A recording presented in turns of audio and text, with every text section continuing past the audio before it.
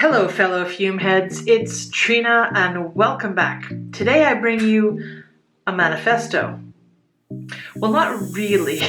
The creators of this fragrance wanted to create a manifesto of femininity whose fragrance would evoke an attitude, a burst of laughter, a tone of voice, a presence. The TV ad for this scent shows the lovely Jessica Chastain showing off the luminosity, charm, grace, power, and audacity attributed to the scent. But sadly, the Declaration of Independence this perfume is supposed to make seems somewhat lacking in the juice itself. This perfume's assertion is more about watching what you say so as not to piss anybody off, supporting the status quo, and avoid calling attention to yourself as someone different. Because when I thought of YSL in my younger years, I would think of bold, timeless, renegade perfumes full of character and luxury from different eras like Rive Gauche, Opium, and Paris. I mean the original formulas, of course. This top seller that came out in 2012 proves again, after previous releases of Parisienne and Elle and the likes, that YSL is falling prey to mainstream commercialism. Manifesto fails miserably, in my opinion, to give the wearer the wow factor it promises. Now, not to say it's a poorly constructed composition. It's just that it doesn't bring on anything exciting, sophisticated, original, modern, rebellious, daring, or bold, or even oriental for that matter, and it's classified as a floral oriental. And this is exactly what the marketing of the fragrance said it would do, so I have to admit confusion and disappointment at the sales pitch. Perhaps I'd respect Manifesto a lot more had it been named something less misleading. This is all not to say that I dislike it. Manifesto may not be unique, but I don't think it's that predictable. Here are the notes.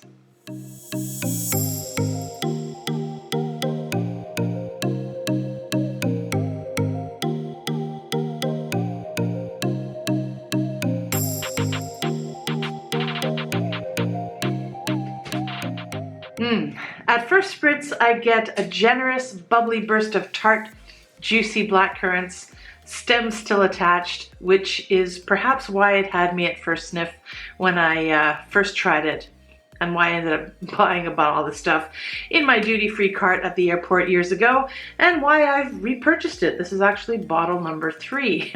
I love Crème de Cassis, and the sticky, jammy top notes remind me of that, along with some fizzy champagne. I don't know, Kir Royale, anyone? I found out later that once the top notes fade, Manifesto's loud and friendly laugh turn into a whisper as the sheer musky jasmine and lily of the valley at the heart come out and subtly do their thing. It's got a clean patchouli at the base, smothered with some creamy vanilla, lots of sugar and wood, and there's a slight marzipan kick to it too. It's a sweet gourmand of a perfume, so if Flower Bomb, Jimmy Choo, La Vie est Belle, or Prada candy aren't your thing, or you simply don't enjoy sweet vanilla, you probably won't like this perfume. As for me, yes indeedy, I have a sweet tooth. I'm a scent gourmand, you know.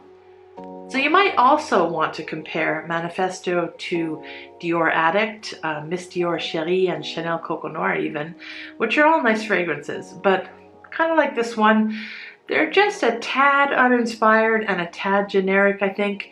Manifesto is an easy-to-wear, non-offensive, unless you drown yourself in it, office-friendly fragrance, and this is probably why I've used so much of it compared to other bottles in my collection, despite liking it probably nowhere near as much as some of the others in its company. Though somewhat run-of-the-mill as the top notes fade, it's warm and comforting, and it's got decent lasting power and sillage, so I've grabbed for it a lot, particularly in the fall and winter.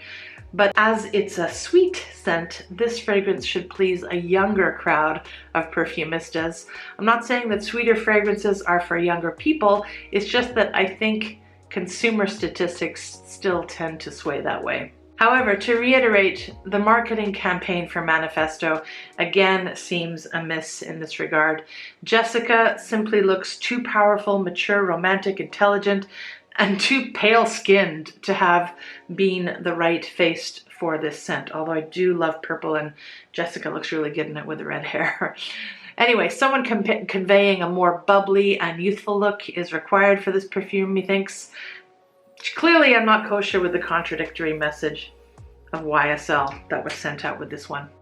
But overall, again, I indeed do think it smells nice and it grabs compliments. As it's an appealing to the masses vanilla ice cream and cupcake concoction, you probably can't go wrong with this little number should you need to buy yourself or someone else a gift. Enter the third flanker in the line. There are several Manifesto flankers out now, and I rarely give flankers in general a second sniff, but this one, Manifesto L'Eclat, is better than the original to me, and the notes say why.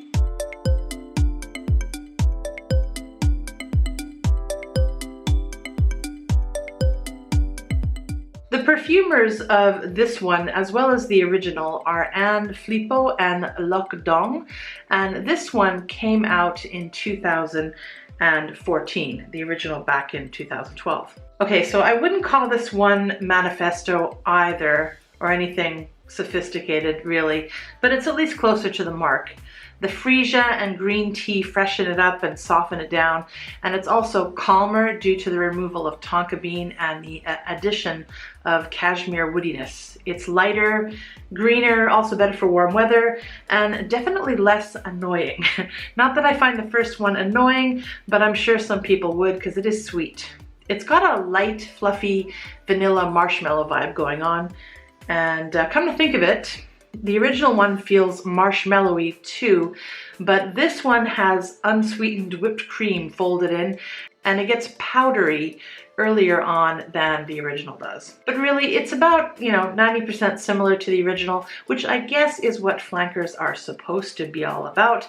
I don't actually like it when they stray too far from the original, so that you don't even know that they're related, because obviously they're related. I'm keen to try Manifesto Elixir next. That's the other flanker. And there's also an eau de parfum. These are supposedly eau de toilettes, I think. So if you've tried several of the Manifesto flankers, I'd like to know which one do you feel is the best and why? I look forward to your thoughts.